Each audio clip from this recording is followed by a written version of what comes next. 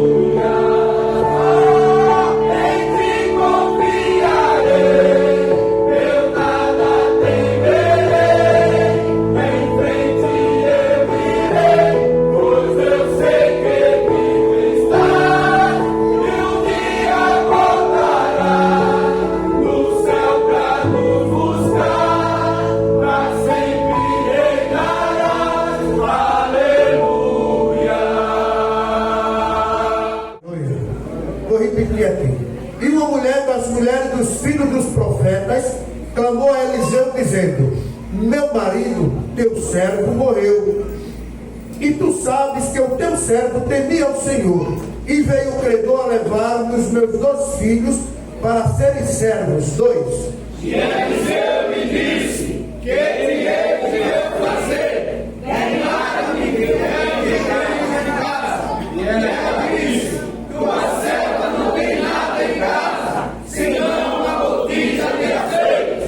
Então disse ele: vai, pede para ti vasos emprestados a todos os teus vizinhos, vasos vazios, não poucos. 4. Então entre a boca somente e sobre teus filhos, e deixa azeite em todos aqueles vasos, e põe a parte o mês que vier cheio. Partiu, pois, dele e fechou a porta sobre si e sobre seus filhos, e ele lhe trazia os vasos, e ela os enchia.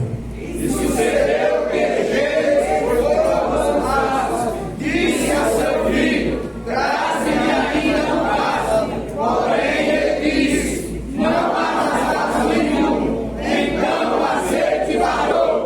Então veio ela e o fez saber ao homem de Deus, e disse ele: vai, vende o azeite e paga a tua dívida, e tu e teus filhos vivei do resto. Amém? Do lugar alto não vou me lançar, só pra demonstrar o seu poder. Eu não preciso ver fenômenos pra crer em ti. Não troco nossa comunhão pelo prazer de conquistar palácios, riquezas. Como um deserto isso vai passar, por isso resistindo eu estou. E quando as minhas forças se esgotar, o teu anjo vai me alimentar. Te adorarei, Cristo, sustenta-me de pé. Eu não vou perder a guerra. Te louvarei pelas tentações. É mais que estratégias, posso não ver o amanhã, mas hoje sei que esse deserto vai chegar ao fim. O Senhor está cuidando de mim.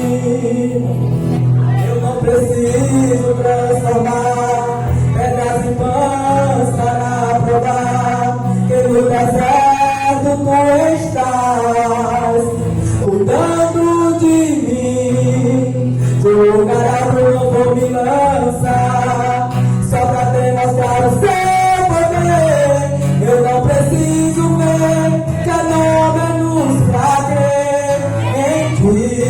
Não trago nossa comunhão pelo prazer de conquistar palácios, riquezas.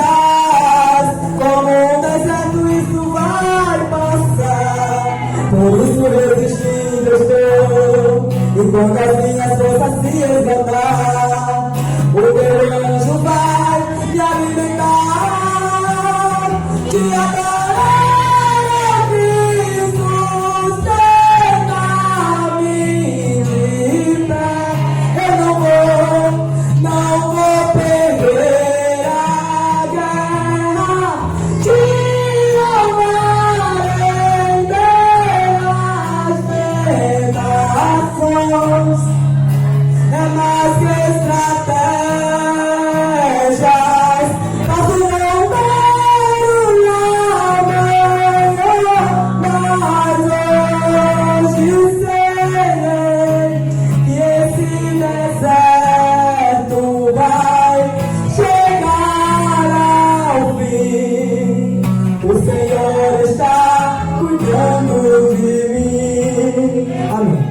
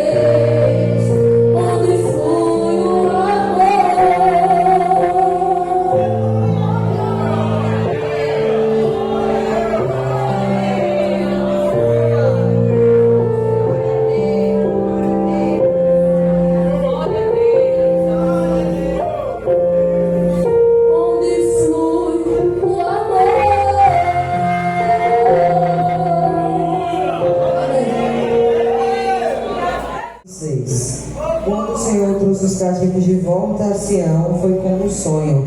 Então a nossa boca encheu-se de riso e a nossa língua de cantos de alegria. Até nas outras nações se dizia: o Senhor fez coisas grandiosas por este povo. Sim, coisas grandiosas fez o Senhor por nós, por isso estamos alegres. Agradeço a oportunidade.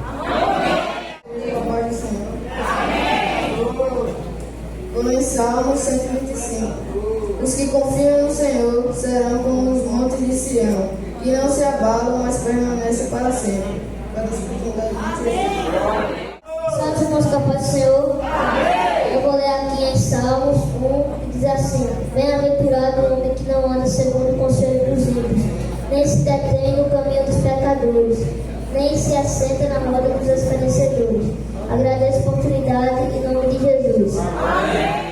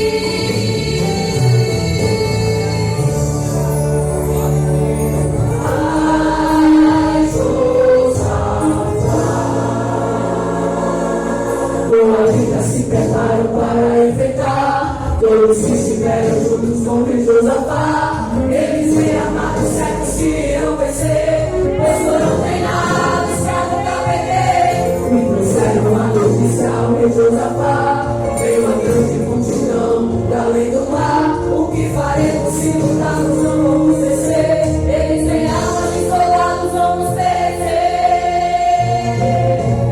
E o próprio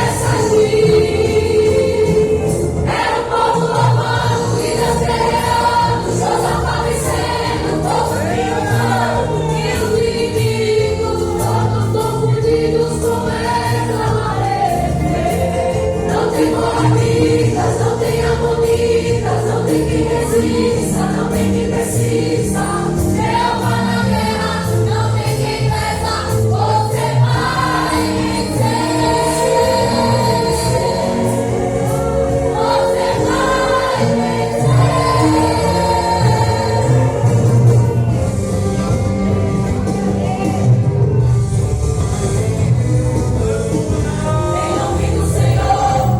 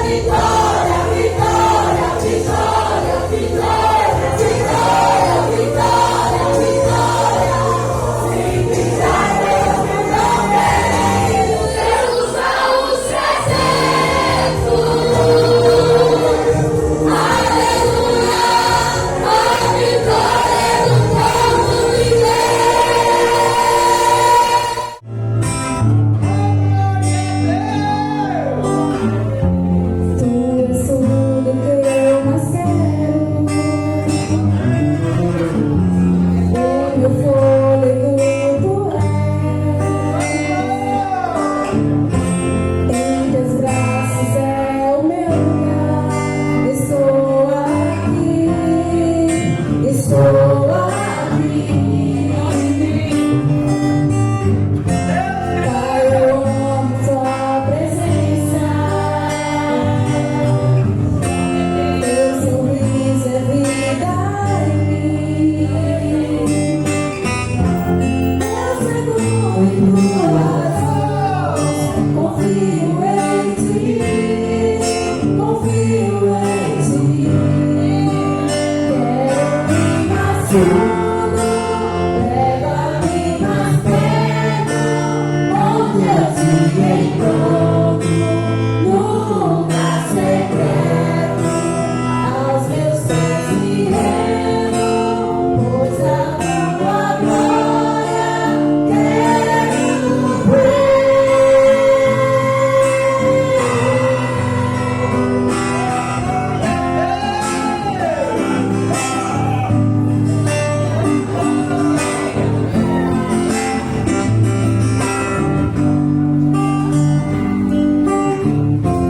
Pai, eu amo tua presença. Teu sorriso é vida em mim. Eu seguro em tuas mãos. Confio em ti, confio em ti. Quero ir mais fundo, leva-me mais perto, onde eu te encontro, no lugar secreto.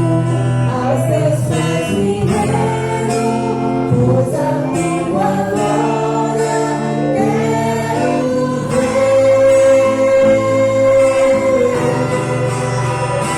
Tudo que eu mais quero é te ver. Tudo quanto agora é poder. Tua majestade é real. Tua paz entrou em meu ser. Tudo que eu mais quero é te ver. Tudo quanto agora é poder. Tua majestade é real. Tua paz entrou em meu ser. Quero ir mais fundo, leva-me mais perto, onde eu te encontro, no lugar secreto. Aos teus pés me rendo, pois a tua glória quero ver.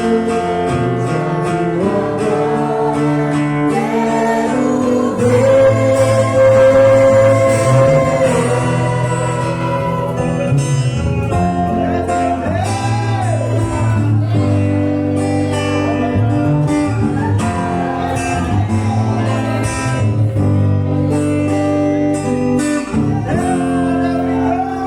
gente agradece a oportunidade em nome de Jesus.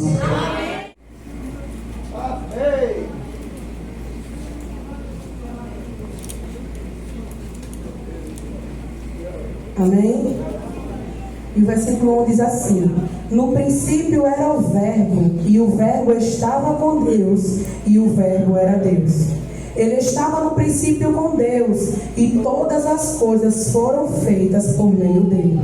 E sem ele nada do que foi feito se fez.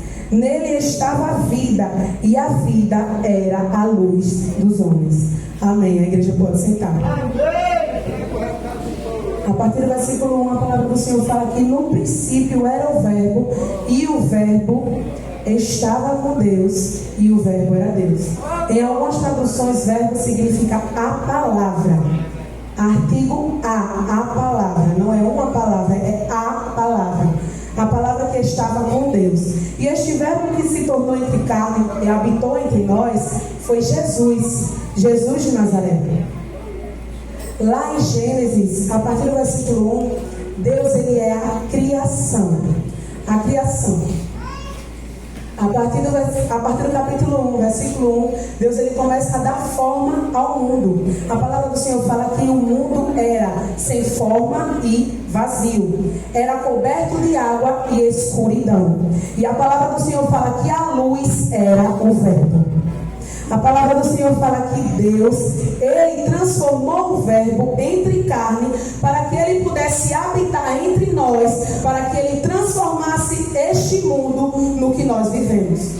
Então a palavra do Senhor nos fala e nos mostra nesta noite que a palavra dele é o que é para a gente, porque o verbo é a palavra, e sem a palavra nós não estaríamos aqui. E a palavra do Senhor é Jesus Cristo. Em Gênesis, Jesus ele é o princípio de todas as coisas. E ele começa a fazer uma aliança com o homem. Ele dá um voto de confiança ao homem que estava na terra. Ele constrói a terra, ele constrói os mares, ele constrói o céu. E ele também começa a pensar em fazer um homem. E esse homem se chamava Adão. A palavra do Senhor fala que do pó ele foi transformando Adão até soprar em suas narinas. E mais precisamente no versículo 18, no capítulo 1 de Gênesis, no versículo 18, ele fala que não era bom que o homem estivesse só. E ele fez-lhe uma ajudadora, auxiliadora. E essa auxiliadora era Eva.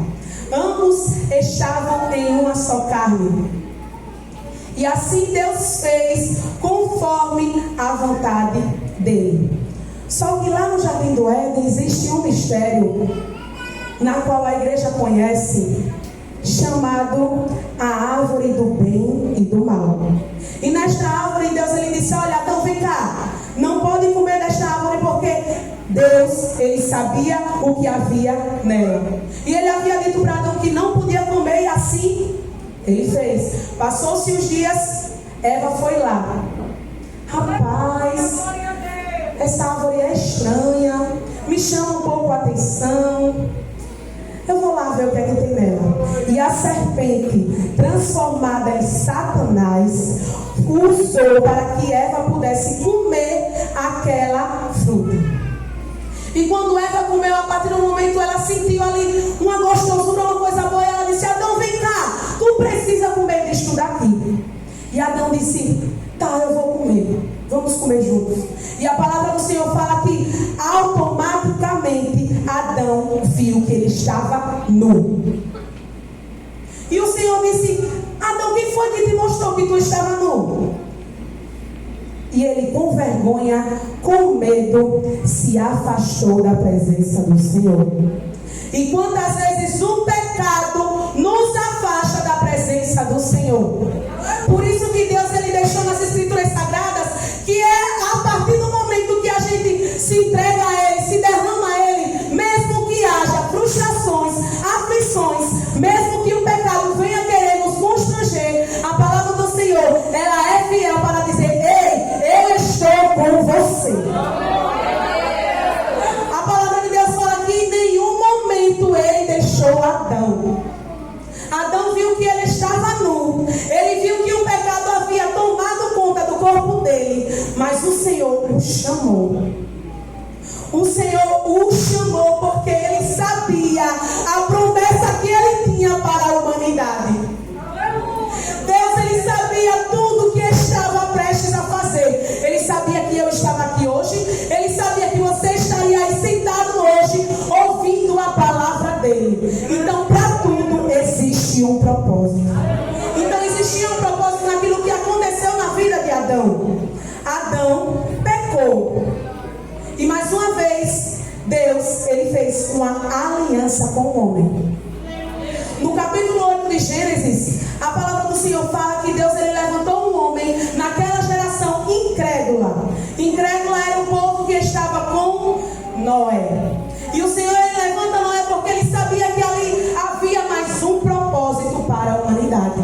E o Senhor ele usa Noé como um instrumento da palavra dele para que pudesse libertar o povo.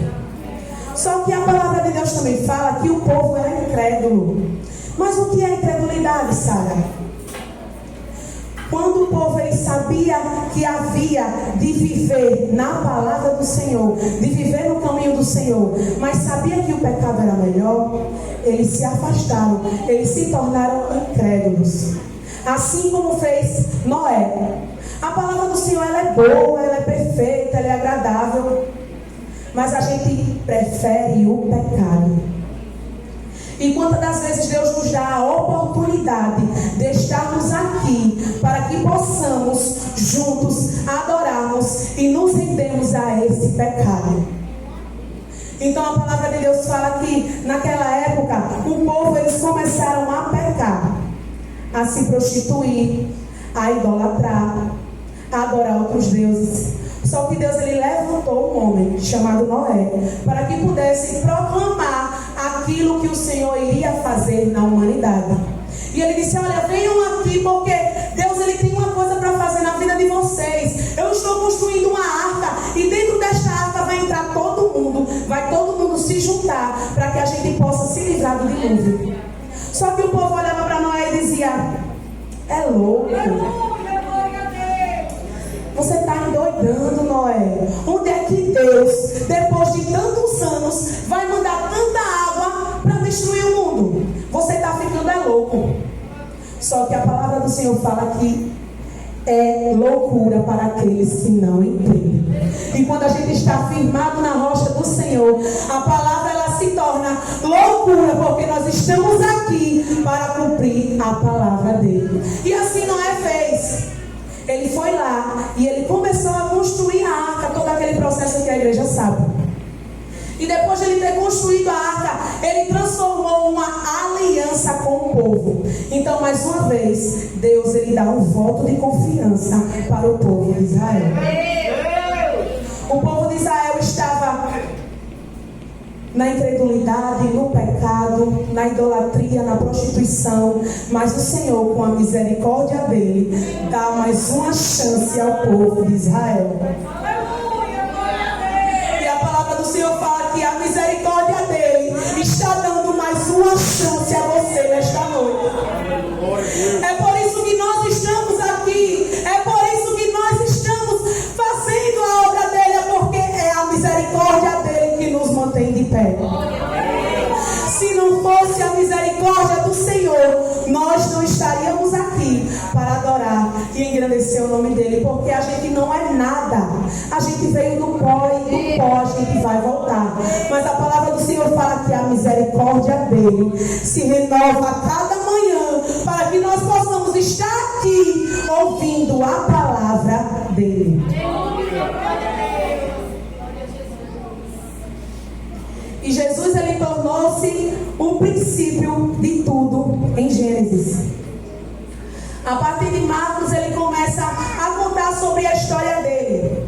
O nascimento de Jesus retrata que ele foi filho de um homem carpinteiro e de uma mulher escolhida para que pudesse gerar e dar luz a Jesus. Após todos esses milagres, após todas essas coisas que Jesus havia feito, Deus, ele o chama. Em Mateus, a partir do capítulo 26, Jesus, ele começa a ser o Messias. Ele começa com era o Messias. A partir de Mateus, no capítulo 28, Jesus, ele é crucificado. Glória a Deus! Jesus, ele é crucificado. E a palavra do Senhor fala que antes de ele ser crucificado, ele foi ao monte orar com os seus discípulos. E quando ele chegou lá no monte, ele disse: olha, vem todos aqui orar comigo, ou será que tu não pode velar também? Então o Senhor, ele tinha um propósito com aquilo que havia feito. Deus, ele tinha um propósito com a humanidade. João, ele fala que ele era Pai, Filho e Espírito. Então ele tinha um propósito e ele tem um propósito com a humanidade. A partir do versículo 28, Jesus começa a falar da crucificação dele. Pilatos já estava certo de que iria crucificar Barrabás. Ele estava certo que ali ele não havia mais nenhum prisioneiro, era Barrabás e acabou. Porque o povo romano, eles sabiam do que Jesus havia feito. Então, os líderes Judéia estavam achando que Jesus queria tomar o lugar de César. E não era assim. Jesus ele veio para operar milagres, ele veio para se tornar homem, para provar tudo aquilo que hoje a gente pode provar. Ele se tornou humano e tomou todas as nossas dores. Jesus era tão bom, igreja, tão bom, tão bom, tão bom. Jesus era tão amoroso, tão amoroso, tão amoroso, que ele operava milagres, ele operava maravilhas, ele fazia com que o cego enxergasse, ele fazia com que o homem levantasse, ele curava, ele libertava, ele salvava, ele fazia todas as coisas porque ele era bom. Mas a humanidade crucificou o Senhor. Mas ele sabia do propósito que havia de fazer. Ele sabia do propósito que já estava certo para que nós pudéssemos sentir a glória dele. Então Jesus, ele foi lá ao monte e ele orou e disse: Pai, todavia não seja como eu quero, mas como o Senhor quer. Todavia não seja feita a minha vontade, mas que seja feita a vontade do Senhor. Deus, ele sabia, Jesus, ele sabia do que iria acontecer naquele dia, mas ele disse: olha, eu não quero que seja feita a minha, mas que seja feita a do Senhor. E quantas das vezes nós nos pegamos desapercebidos, preocupados com a nossa vontade. A palavra do Senhor fala que a vontade dele é boa, é perfeita e é agradável. E por que há de se preocupar com aquilo que é perfeito? Porque a gente ainda se preocupa com aquilo que o Senhor já disse que iria fazer. Ele disse: ei, no mundo tereis aflições, mas tende bom ânimo. No mundo tu vai sofrer, mas tende bom ânimo. No mundo tu vai passar perseguição, mas tende bom ânimo. No mundo eles vão te chacotear, mas tende bom ânimo. No mundo vão te humilhar, mas tende bom ânimo. Eles vão te excluir, mas tende bom ânimo. Lá em casa vai faltar, mas tende bom ânimo. Jesus está faltando força, tende bom ânimo. A ansiedade está atacando Jesus, ei, tende bom ânimo.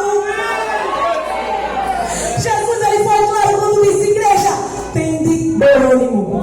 Porque ele passou provações que nós também passamos. A palavra do Senhor fala que o Verbo habitou entre nós e fez-se homem. Jesus, ele passou por tudo isso que a gente passa.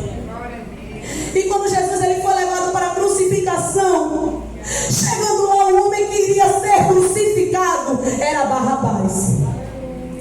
E o significado de Barrabás em aramaico significa filho do Pai. O significado de Barrabás significa filho do Pai. E aquela cruz que Barrabás iria levar era dele, era na medida dele. Porque a escatologia fala que as cruzes de antigamente, porque o povo de Judá eles viviam muito na guerra, e era tudo na faca, era tudo na guerra. Então eles criavam cruz grande na medida de 2 metros de altura, com um peso equivalente de 200 quilos ou mais, dependendo da atrocidade que o ladrão ou o condenado fez. E como eu falei, Pilatos, ele estava certo de que ele iria crucificar Barrabás. Porque Pilatos ele não estava pouco se importando com o que iria acontecer. Porque ele era chefe dos romanos. Mas como o povo judeu estava vivendo naquela atrocidade, naquela mentira, naquela coisa toda contra Jesus, eles achavam que Jesus queria o lugar de César. Só que Jesus ele não precisava disso. Jesus ele era. A palavra do Senhor fala que ele era, ele é. Jesus não precisava tomar o lugar de ninguém.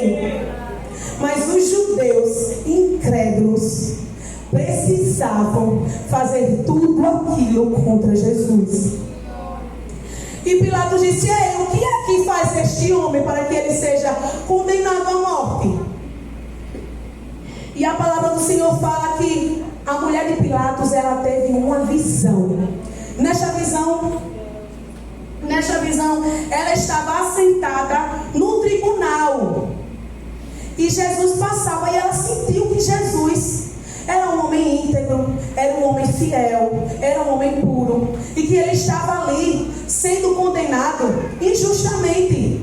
Então ela disse: Pilatos, olha, este homem ele vai ser condenado, mas é injustamente. Então não mexe com ele, não. Tem cuidado com o que tu vais fazer. E Pilatos vira assim para o povo e diz: ei, quem é que vocês querem condenar? E o povo fala: soltem Barrabás, condenem Jesus. E Pilatos, ele sabia que Jesus não era para estar ali, mas ele precisava cumprir a lei.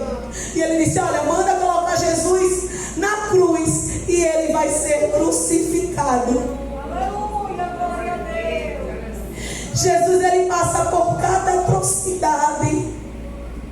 Eles colocam o véu na cabeça de Jesus e começam a bater em Jesus.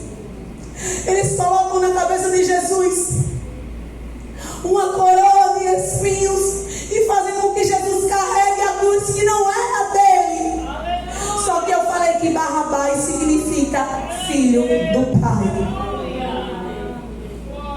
Então, se Barrabás era filho do Pai, Jesus, ele carregou a nossa cruz. Porque todos nós somos filhos do Pai. Deus, ele sabia o que ele queria fazer com a humanidade. Ele sabia o propósito que ele tinha com tudo aquilo. E Jesus, igreja, sofreu e passou por coisas que nem a gente aguentaria passar injustamente. Só que a palavra do Senhor fala que ele era o Verbo. E depois de todas as coisas que ele começou a fazer, desde o princípio das coisas até chegar em ser o Messias, ele é crucificado e morto. Só que Deus, ele tinha um propósito em enviar o seu único filho para fazer tudo aquilo. Se ele fez tudo aquilo, por que a gente anda desanimado? Por que a gente reclama tanto? Porque ao invés de a gente agradecer, a gente diz: ai, não está dando certo, então não vai mais. Só que Jesus, ele tinha um propósito com tudo aquilo, igreja. Jesus, ele tinha um propósito com as coisas que ele fez desde o princípio. E se nós estamos aqui, é por causa do propósito que ele tem em nossas vidas. É por causa do chamado que o Senhor tem em nossa vida. E Jesus, ele é crucificado, ele é levado à morte e ele morre. Mas a palavra do Senhor fala que não iriam ficar por aí. Oh, glória a Deus! Então Jesus, ele ressuscita. Ao terceiro dia ele ressuscita. Jesus, ele volta à vida e passa mais de 40 dias ou 40 dias ensinando aos seus profetas de como ele iria ao céu, do que iria acontecer quando ele fosse ao céu. E assim aconteceu. Jesus, ele começou a ensinar os seus apóstolos, ele começou a ensinar a humanidade, e ele foi-se ao Pai. Então Deus enviou o seu único filho para que pudesse haver tudo isso que nós estamos vendo aqui, porque ele tinha um propósito desde o início, desde o princípio, desde Gênesis a Apocalipse. Deus, ele tinha um propósito, e o propósito era que possamos estar aqui adorando, exaltando e dizendo que ele é, que ele pode, que ele é maravilhoso, que ele é benigno, que ele é grande, que ele é poderoso e que ele pode fazer todas as coisas.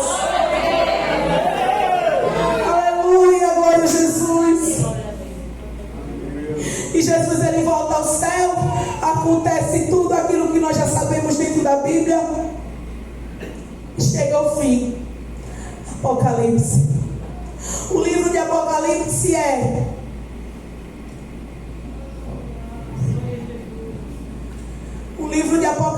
é a revelação do Senhor. É a revelação dos últimos tempos. E será que nós estamos ligados a esta revelação? Beleza que Jesus, ele foi o princípio, ele fez tudo, ele começou, ele fez milagres, ele fez maravilhas. E o fim? Como será o fim? O que acontecerá conosco quando chegar o fim? E a palavra do Senhor diz que ele está à porta e bate. A palavra do Senhor fala que ele é e ele está às portas nos esperando. Ele sabia tudo o que iria acontecer. Ele sabia de tudo que a gente iria passar. Mas ele diz: ei, tem de bom ânimo, porque eu estou te esperando. E em 2 Coríntios capítulo 4 versículo 17 diz: porque a nossa leve e momentânea tribulação produz para nós um peso de glória muito excelente. E que glória é essa, Sara? É a glória de um dia nós iremos morar no céu, junto ao Senhor. Ele fez, ele cumpriu, ele estabeleceu, ele operou, ele veio, ele transformou, ele foi morto, ele reviveu e hoje está aqui para dizer: tem de bom ânimo, porque eu estou contigo. E a glória que ele irá preparar para nós é muito grande, igreja. Não é coisa pequenininha, não é coisa grande. E a promessa que ele fez em nossas vidas é: tem de bom ânimo. A gente sabe que nós somos seres humanos, nós somos falhos, pecadores, sentimos e passamos por tribulações, mas a gente tem que ter bom ânimo. Porque se a gente não tiver, se a gente não confiar naquele que criou, se a gente não colocar os nossos pés na rocha e mergulhar profundamente naquele que nos fez e nos criou perfeitamente,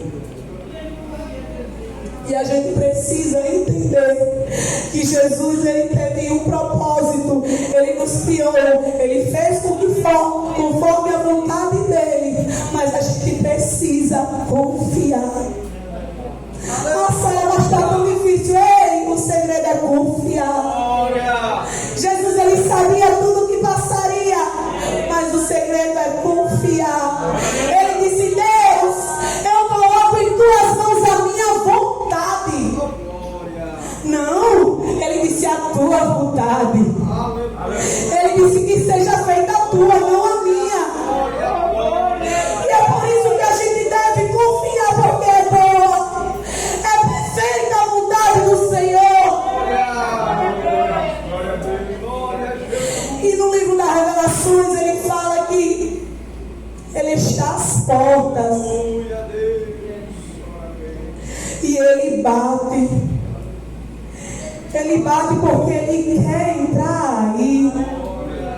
Ah, Sara, mas eu estou vindo para o culto, eu estou cantando, eu estou adorando. Mas será que Jesus está aí? Será que Jesus ainda habita aí dentro? Será que Jesus, ele ainda faz parte de você? Será que a gente está sendo fiel em confiar nele?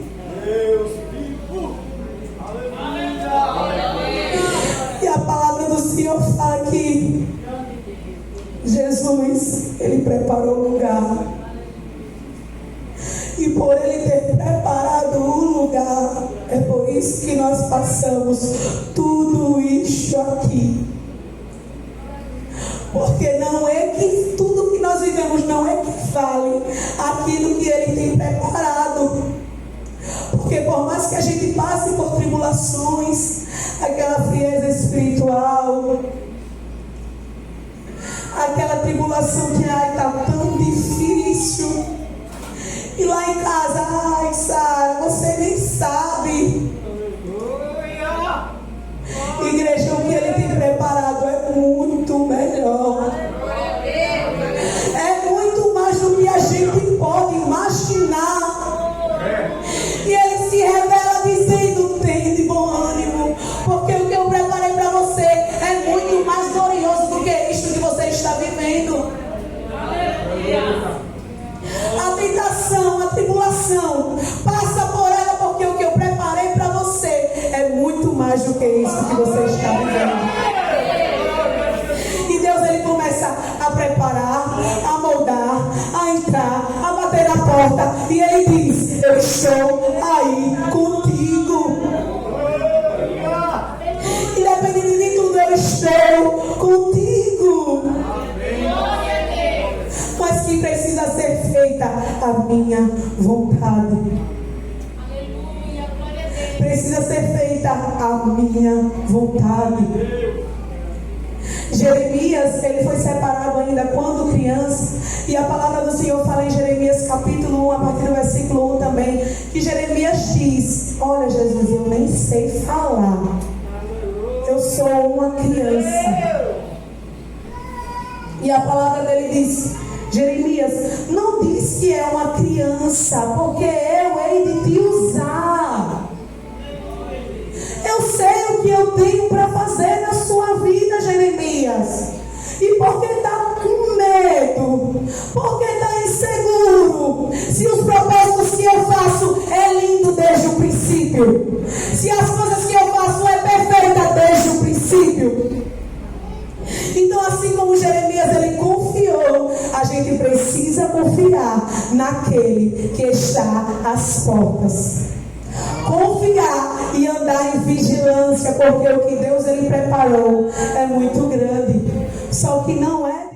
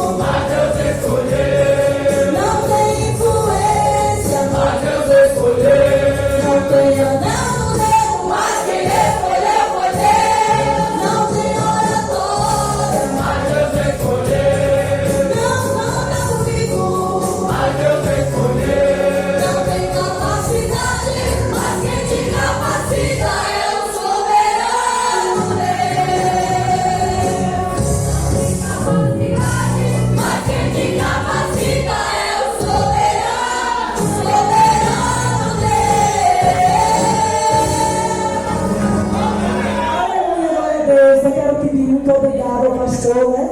Ao nosso pastor da igreja, irmãos. Hoje eu fiquei muito feliz, né? Porque a gente sempre faz uma programação, né? E como é a primeira vez, né? A primeira vez no culto de jovens com o nosso pastor novo, né?